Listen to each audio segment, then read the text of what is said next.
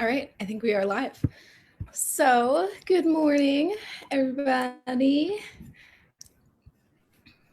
Good morning. We can share it to our pages. Oh my God, so funny. It has me staring very intently. That's the the first thing you see. Love it. Okay. And typing very, very quickly. Rebecca, you want to start us off? Sure. So happy Friday, everybody. Just a little bit about us again. We'll just do a brief introduction. My name is Rebecca Crew, and I am a French horn player in the New Jersey, New York City areas. In addition to that, I am a blogger. I have a blog called Mind Over Practice, which talks about artistic development and the health and well-being of performing artists. In addition to that, just a brief introduction about Brass Out Loud. Brass Out Loud, if you don't know us, if you don't know what our mission is, basically, this came about after multiple conversations of seeing just the same 5 people give the same master classes and wondering, where's the representation, where's the diversity, the inclusivity, and we decided to kind of take it upon ourselves to create the change that we want to see within the brass community. So we are all about elevating underrepresented performers and artists in the brass community, as well as always promoting the same people that we do see, because some people are just absolutely terrific. But we wanted to make this change in our community and make it recognize that there's more people who can offer more things that we're just not fully aware of. So this is to bring awareness. We have our workshop. So Melissa, do you want to tell us a little bit about yourself and then our faculty? Yes. Good morning, everybody. My name is Melissa Munoz. I'm a trumpeter, and I'm currently based in Austin, Texas. I am a student at the Colburn School. I'm getting my professional studies certificate, and super happy to be here today.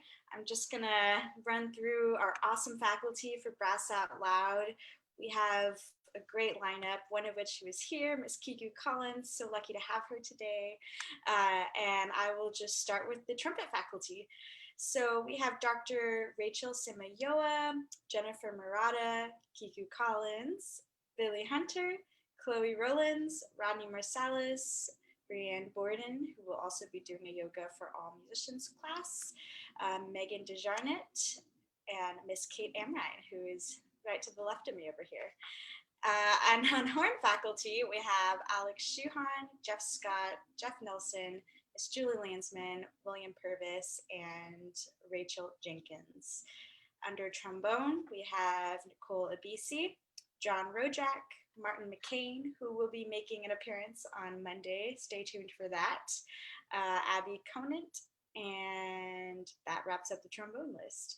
So finally, we have our tuba U faculty, Reggie Chapman, Carol Yonch, who we heard from last Monday, and that was super incredible, Chanel Crislow, and finally, Charles Villarubia. So we've got a great faculty lineup. Y'all definitely do not want to miss this. And I'm going to hand it off to Kate. Hello, my name is Kate Amran. I am also a trumpet player and educator based in New York City, and I am a freelancer doing all sorts of different gigs, and I also have my own private studio. And let's talk about the schedule. So just to get into some quick, fun, fine details for Brass Out Loud. So we are a virtual workshop, if that's not clear already. January 8th through the 10th are the dates that we're talking about, and we're going to be having 4 schedule blocks from 10 to 3. And so that means we're having warm-up sessions at 10 a.m., mindset sessions, yoga sessions at 10. We're also going to be having classes on audition prep, improvisation, and working with composers, some amazing performance master classes, a music entrepreneurship class led by me, and then 2 incredible panels, one of which Kiku is going to be on. So that leads us to introducing our guest today, Kiku Collins. Yay! So excited. So do you want to just start and tell us a little bit about yourself and your upbringing as a musician?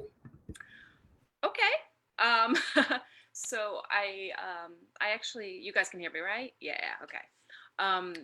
I started out playing the piano, was not very good at it, did not enjoy it, but was also singing and doing other things that all kids do. So I knew I loved music. It just was not the piano that spoke to me. We had inherited one from some friends, and so it was in the house, and I enjoyed playing around with it until I had a teacher, and I just was just like, I don't know. It might have just been bad chemistry. I don't know, but I loved music. So when I entered the fourth grade, my brother had been playing the trumpet for 2 years already. And so we had one. We were dirt poor. And so there was no buying of any instruments in my house. So, we had to, it was very strange because we took a test when we started fourth grade to see how much musical knowledge we had. And of course, since I'd been studying piano, I knew how to read music and blah, blah, blah. So I kind of nailed it. And so, the better marks got to choose first because there's only so many seats for different instruments. And I picked trumpet, and the teacher said, well, no, you can't. You're a girl. So, you should pick something like a clarinet or a flute. I said, well, no, I was told I have to play the trumpet because we have one and whatever. So, the teacher kind of let it go. He remembered who my brother was. My brother was actually an incredible trumpet player, even in sixth grade. So it's like, fine, I'm not fighting this kid. And I think he assumed that I would drop out quickly because I was the minority. But that I think that kind of lit a fire, and I just wanted to prove that, well, if my brother can do this, why can't I do that? That's ridiculous. So I kind of stuck with it, and here I am. locked in at home, but whatever. Yay! Still playing the trumpet somehow. Wow, that's pretty wild that your teacher told you that. I know that there are a lot of other young musicians who have heard the same thing. So it's awesome. It doesn't seem to happen anymore. But I'm definitely in a different age bracket. So it was done a lot when I was a kid. Yeah, it's also the most fun instrument, so I totally understand why you picked it. So I have a question for you. I read that you have a new album in the works, so I was wondering if you could tell us a little bit about that and how that's going. So it was supposed to be in the works a long time ago, and then I got sick, and so between medical treatment and the cost of medical treatment, it's been on hold for a long time. And, it was kind of hard to motivate to start composing during the lockdown and everything. Cause it's like, what am I doing? What's my purpose? Blah, blah, blah. I know everybody went through a similar thing. So, and I think my husband's going to be writing it with me.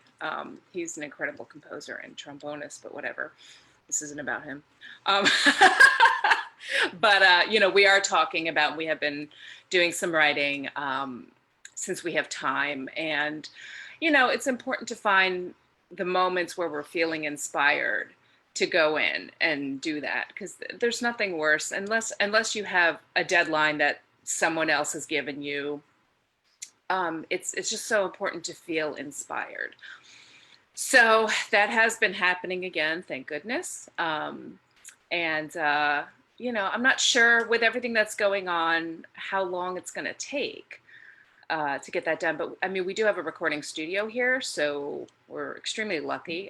It's not a full studio, it's, but I have recorded a tuba in there, so it's pretty big. We're just, I would love to have a new album by, within a year. Who knows? Maybe next year, holiday shopping. I don't know.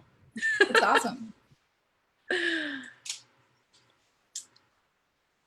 So Yeah, that's really great. Thank you for talking to us about that. Kate, do you want to go on with the next I one? do, yes. I keep accidentally muting myself before I talk. Um, so you have played with some amazing people, from Beyonce to Michael Bolton, and I was just wondering, like, what your favorite experience as a performer in these high-profile situations has been. There's really no favorite experience. It's kind of crazy because, of course, if I told my younger self that I'd be doing all these things, I would call bullshit on myself. Um, so, I mean, I have to say that probably the most epic experiences were playing at the White House. And I got to do that twice for the Obamas, and it was amazing. But at the time, it was a gig. You know what I mean? So like you get a call, and you're like, oh, that's cool. I got a gig. The White House. Okay, cool. And then you get there and you're like, you're doing the gig and everything's great. And then, your phone just starts going nuts and everyone's like, oh my God, you're at the White House. Nah, what's it? Like, it was a gig. It's cool. But, but there was something extremely magical about those two gigs. But really every experience I've had probably for the past 15 years has been magic for me. I mean, down to playing in a hotel lobby for people walking through, with their little roller mats, making all this noise, and we're just playing tunes. I don't know. It's all magic to me now. I think you get to a point where you stop rating your gigs in your head, like, oh, I got a really good one, or oh, this one's okay, or I mean, I guess I'm not doing anything, so I might as well get off my couch and play this gig. And it just turns into everything just being like, I'm gonna go and play this weird thing, and people are gonna be happy, hopefully. Anyway, but you're going to impact lives. You're going to make someone's day better. And I think that that's the most important thing, especially now, in this weird world we're in. That's the most important thing to remember, is that we can still make people happy, So every gig is pretty epic. I love that. That's such an amazing outlook. Yeah, that's super cool. I would love to know if you had to go through all of the security, or what was it like having a gig at the White House? How does one even do that? I can't even imagine it. Well, one gets a very, very unbelievable phone call or email from someone, and you basically tell that person, if you know that person, like, you're kidding me, right? And they say, no, this is for real. Okay, cool.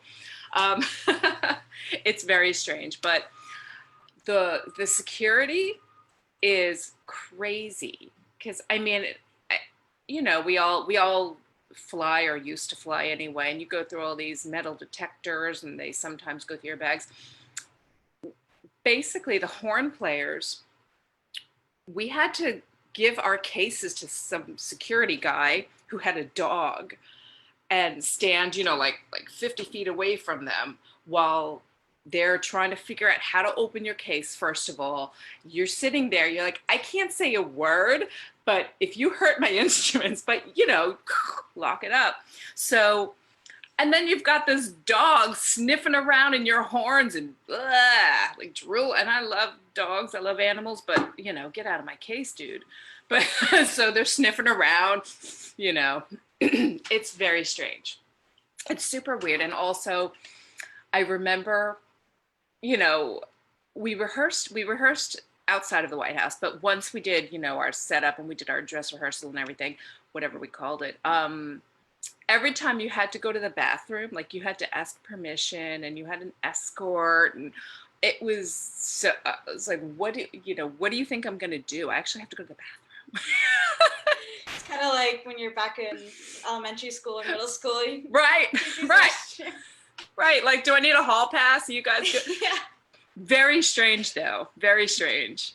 Do they hold your hand and walk you down the hall? it felt like they should have, you know. Mhm. Wow. That's crazy. Did you get nervous at all? I mean, it I think the fact that it was at the White House and you know the Obamas were right there, like hey, waving and stuff. I mean, it was kind of weird, but it felt like taping any TV show. So you know, and the funny thing was that the crew, I knew a lot of them from a lot of the television shows I've done. So it was very family style. And, you know, I knew most of the people in the band and, you know, we had a great time. So it wasn't like walking into this weird situation and not knowing anybody. And, you know, like I knew everybody basically. And for those who I didn't know, I mean, the days were so long. You knew everybody by the end of that first day. You knew everything about them. So yeah, it felt like a TV show. I love that. That's awesome. Amazing. So Kiku, a Mhm. little bit different of this part of the conversation about playing in gigs and stuff. So we've seen that you've done some like incredible work and advocacy for breast cancer awareness, lymphedema, craniofacial differences, and autism. Do you mind telling us a little bit about your work and how you became involved with some of these organizations? I just I get sucked into everything, don't I? So That's why you're so awesome. or so confused. So, I mean, the breast cancer thing, my mother had breast cancer and she passed away from it. I was 18. And so I've been living with breast cancer for 8.5 years now. And my daughter's actually 19. So I surpassed my mom in that part. And so it just kind of turned into, you know, I didn't really say anything in the beginning because you guys probably are aware that musicians can be brutal and they can be desperate. And so, you know, when you get really cool gigs and then all of a sudden you're sick, and I've actually seen it happen, people start trying to get your gigs because, you know, they think, well, you know, they must be out of the picture now. And the truth was, you're not out of the picture until you say you're out of the picture. So it's really interesting. I was diagnosed. I was diagnosed in August, and I told people here and there because I had to, but somehow I kept it secret until maybe, was it February? I can't see there's an article in the Brass Herald, my coming out of the cancer closet article. And so it's cute because, you know, like my husband and I are on the cover and you don't know what you're about to read. So that's how I came out. But once I knew that, like I was halfway through treatment, and I kind of kept up appearances. And actually, part of that was taping TV shows and how they air, you know, a month later, kept me. It was like an optical illusion, you know. I was home with these drains hanging out of my body, and I'm like shuffling around like I'm 90. And, you know, all of a sudden it's like, oh, right, I'm on TV right now. And you see me jumping around, nothing's wrong. So, yeah, it's kind of a brutal world once you are diagnosed with something, and especially when you have to go through a lot of surgery and treatment. But that's the long story. That's why I got involved with breast cancer advocacy. Lymphedema I have as a result of surgery and radiation and medication.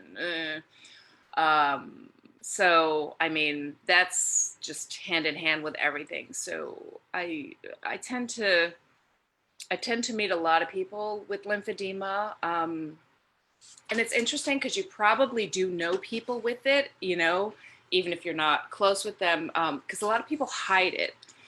And so I have this, actually, I'm an ambassador for Lymphedivas. This is one of their new fall patterns. It's called Berkshire's.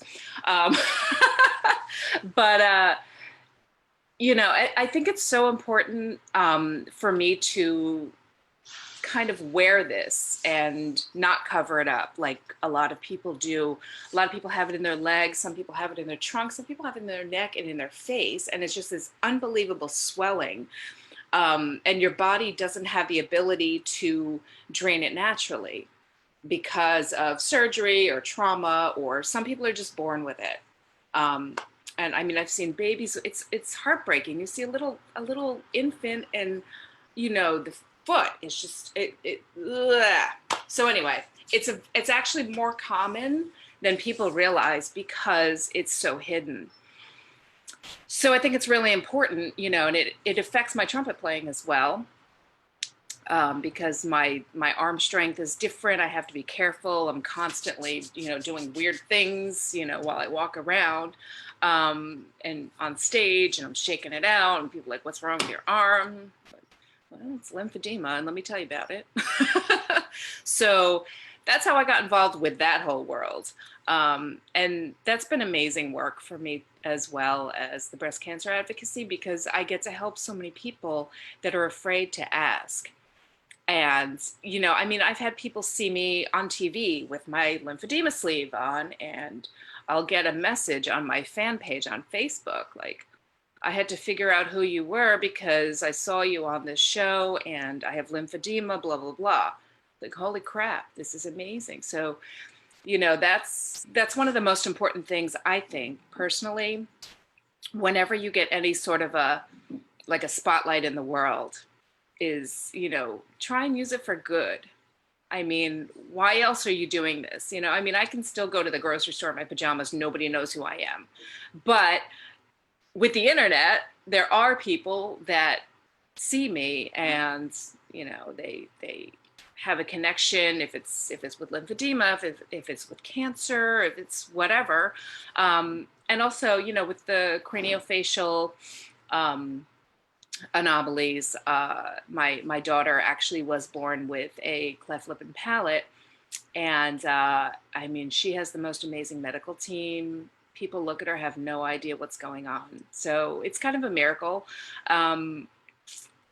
And there's also, you know, there's a big set of people out there with these craniofacial issues, and they're embarrassed. So they don't go out and they don't socialize. And it's just, ooh, it just breaks my heart. So, you know, I was on the board of directors until things got too crazy.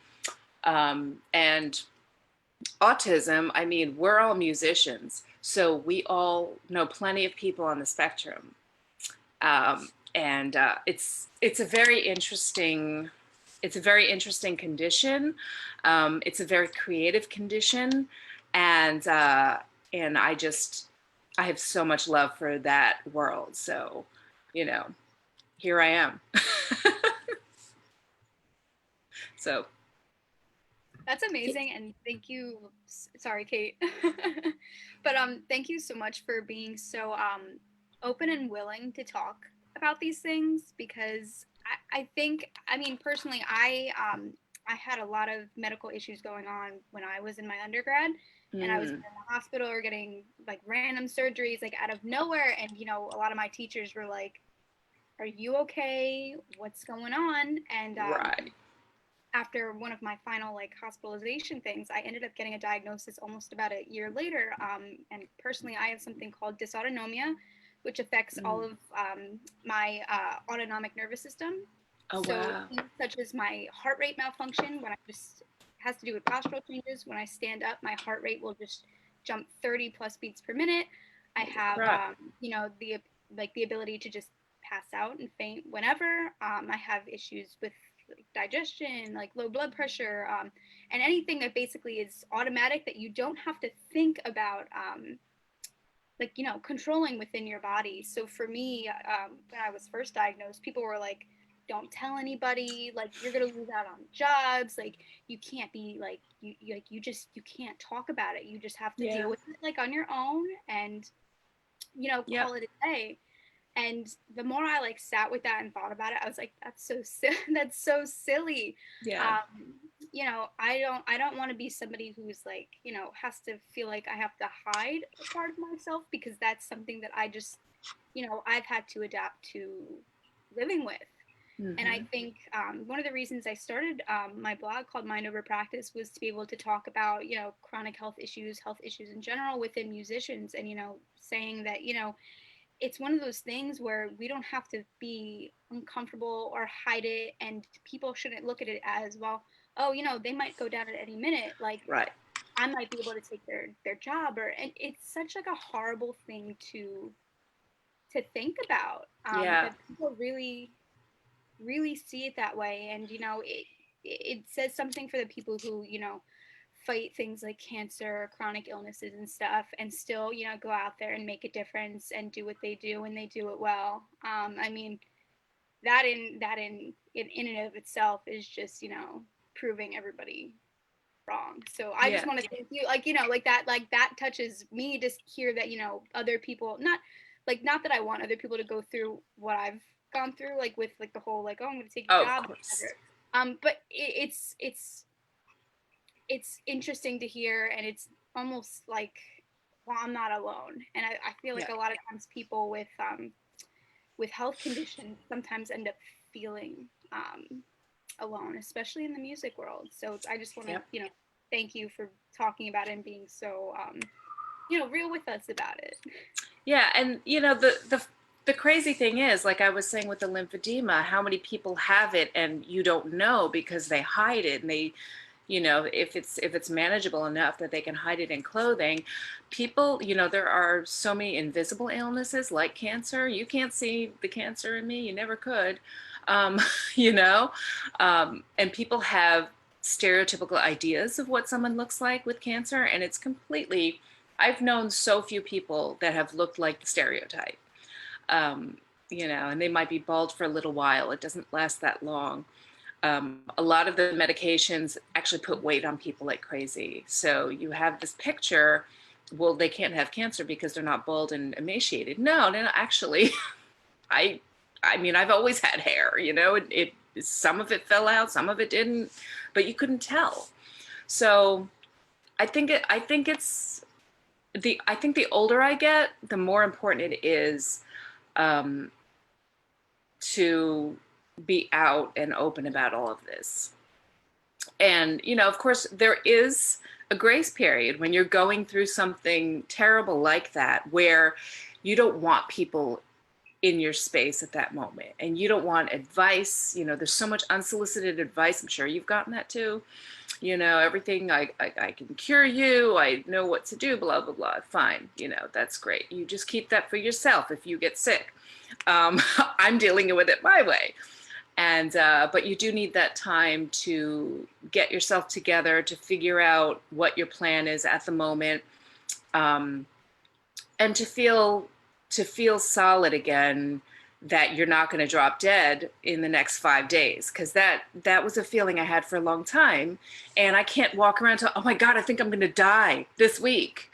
You know, you can't say that and keep your career together and keep your mental everything. You know, it's just, so, you know, there is a time to keep it in, and then there's a time to say, you know what, who else has this going on? Because I'm an open book now, because I felt the way that you feel now, and it's time to come out and talk about it. Absolutely. I wholeheartedly agree. And, you know, Yeah. especially with unsolicited advice, people are like, try yoga, eat this diet. And I'm like, Yes. Yeah. Yeah. Business. It's so funny because, you know, I mean, I did the Western stuff, and I switched over to a completely holistic life. And I don't ever tell somebody who's going through chemotherapy, like, oh, you shouldn't do that. You should, you know, drink this crap I make. No, you do what you're doing. I'll let you know what I'm doing if you ask me, like, what are you doing, and blah blah blah, and what does your oncologist think of that? That's totally cool, but I'm not going to tell you what to do. And if you ask me what I think you should do, I have no idea.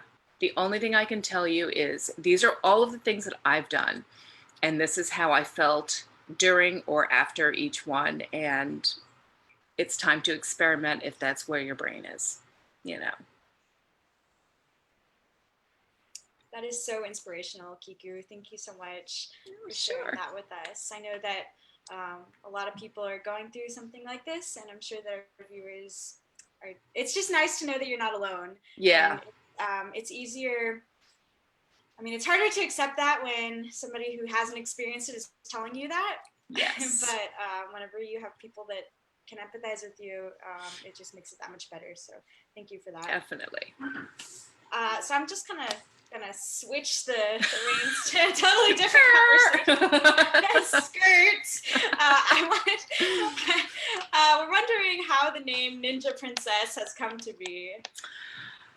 That was a long time ago. I'm gonna say maybe 15 years ago. I didn't have any big gigs yet. I had actually just really, I don't know what I was doing at that time, but I was playing in this blues band, which is when I first started playing the trombone. And I played both instruments with this band, and we did a little tiny tour. I don't even know where we went, honestly. So you can tell I was really plugged in at the moment. But I walked onto this little tour bus that we had, and T.M. Stevens, I don't know if you guys know who he is. He's definitely an older generation, but look him up. He's badass. So I walk on, and T.M. Stevens is on the bus, and he goes, "Oh, we got a real life ninja princess here," and that was it. That's the entire story, and they kept announcing me on that tour as the Ninja Princess, and it stuck so fast. It was so fast that like I had no choice in it. It just stuck, but I love it. I think it's hilarious. So I think it is so badass. That is a great name. You know, it stuck. I also love that it was natural, because I think so many people now are like, oh, I'm going to create this brand for myself and like make something, and it's curated and kind of fake. And so I just love how that came to be, because I never knew that story. Yeah, I'm not one to make up a nickname for myself. So yeah, I would not be the Ninja Princess without that one experience. It just, especially after hearing your story with cancer and everything, I just feel like it fits you so well. Like you are totally this like strong, beautiful person who's out in the world doing the thing. It's awesome. I'm doing what, things were handed to me, and I'm just doing my thing. So you mentioned your partner, and if you want to talk about him for a second. So I know obviously both of you are musicians, and so I was sort of wondering how you navigate being a parent and being having a partner who's also a musician, and then being just both of you being awesome out in the world, how that comes in your life. It's very interesting. I've had very bad experiences with other musicians, especially brass players. There's a lot of competition. We are very competitive people, as we all know, whether or not we like to admit it. There is a fire in us that keeps us going. But, David, do any of you know him? He's super mellow and bizarre and hilarious, and he's a genius. He's brilliant. It's kind of ridiculous to live with someone like that. And he's got this amazing this evil genius mind where he composes incredible stuff and can arrange anything, and he plays the hell out of that horn too. But we met later in life, so we each have one daughter. And we were both at points in our lives where we said, we don't need anybody. We both had already established, separately, that we would never live with anyone ever again. We would never get married again. And we were perfectly happy with our lives as single parents. And then we met. And so that all kind of went out the window, but we were brutally honest with each other about everything, like what we wanted out of our lives, what we didn't want, the fact that we were at a stage where we're not changing unless we really want to. And so it's really good. I mean, yeah, we still fight, you know, we're still a couple.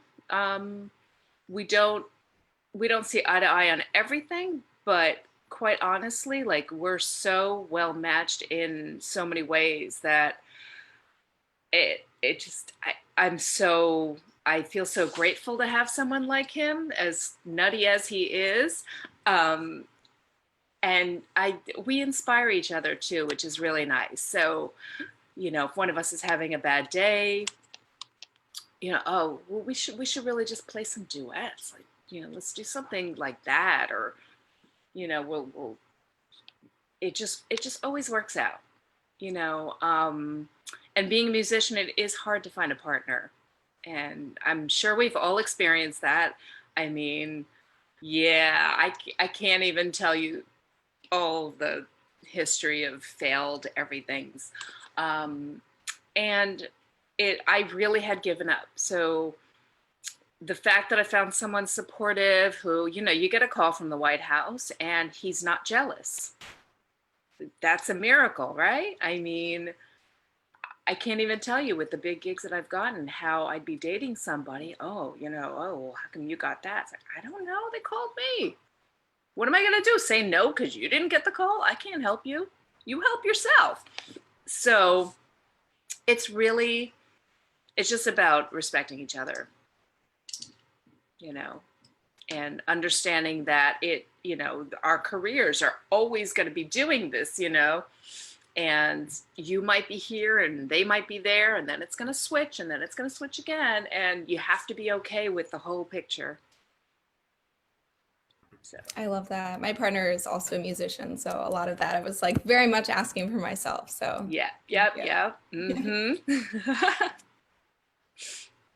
Perfect. So Kiku, if you were going to offer any advice to young musicians, especially underrepresented brass players, both navigating, you know, during COVID times and not in COVID times, what kind of advice would you have to offer? Well, don't expect miracles.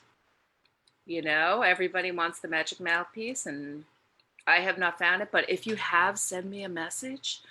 It doesn't exist as far as I know. I've done, you know, I've gone and done master classes with college students who don't realize how much I had to go through to get to where I am. And I think people make a lot of assumptions about, you know, experiences, and even, you know, just how old I am or how old I'm not. And it's a lot of work. I mean, I cannot even tell you the horrible things, the horrible gigs that I had to endure. Just all the experiences in my life where I was told, you know, you can't do this because you're a woman. You know, why did they hire you? There's so much, there's so much gross baggage that goes along with living as a musician and, you know, getting your career together. And people will say all sorts of things to you.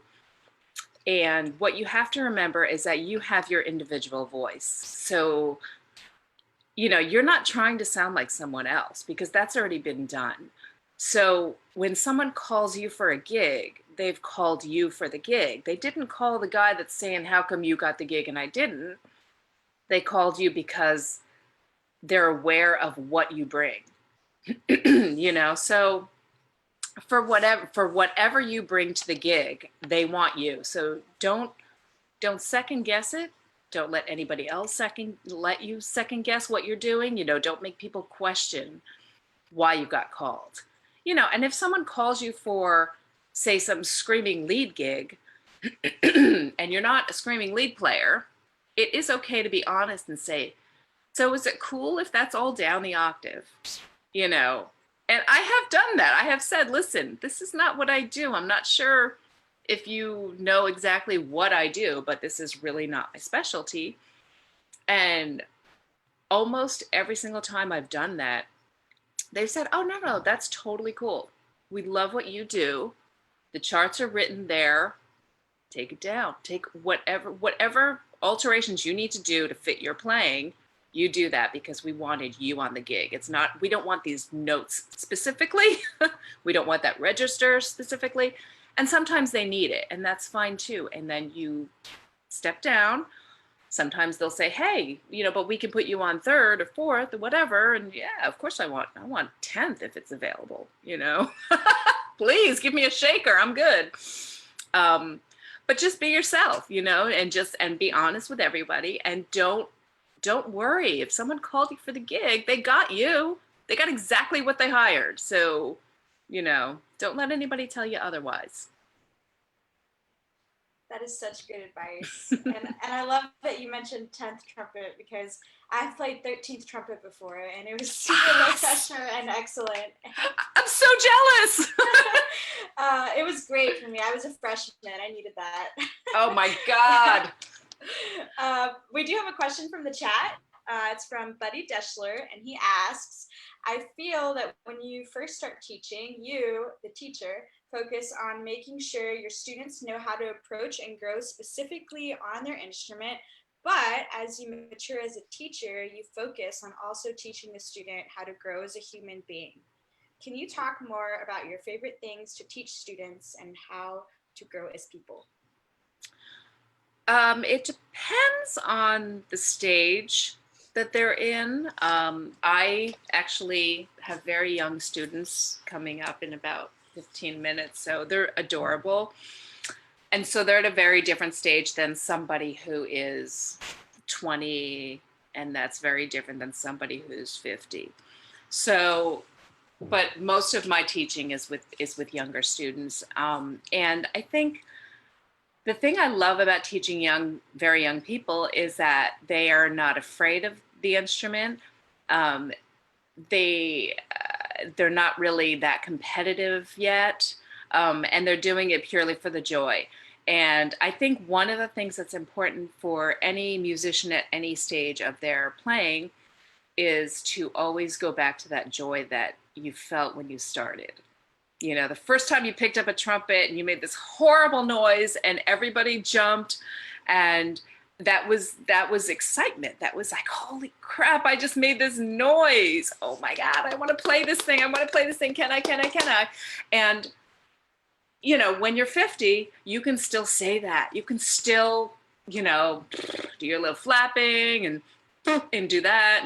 And you pick up the horn, like, oh my God, that was terrible. I love this. This is so fun. I get to do this for a living. Yeah, always keep the passion alive. That's number one, because why else do you do this? You definitely don't go into this to get rich. So what are you playing this thing for? You know, don't ever let go of that excitement. Amazing. Thank you so much, Kiku. Yeah. It doesn't look like we have any more questions on the chat as of right now. But again, thank you so much for being here with us. Yeah. This was an amazing conversation. We're glad that you've been so candid and real about, you know, everything that you've talked to us about today. So thank you so much for being here. In addition, before we completely wrap up, I just want to remind everybody that early registration ends today. So make sure you register if you want to get that free t-shirt. In addition, our Kickstarter is still available until December 14th. So if you are interested in donating, registering, please help us out. We appreciate everybody's, you know, support, whether it's $2, $3, $50, whatever it is. It's so meaningful to us. It helps us really make Brass Out Loud function and make this workshop happen. So again, early registration ends today. Get on that registration. Normal registration will stay open until January 7th. And I think that's about it for Bold Chats today. Again, thank you so much, Kiku, for being here. Aw, thank you guys. It was really fun. Thank you. Thank you.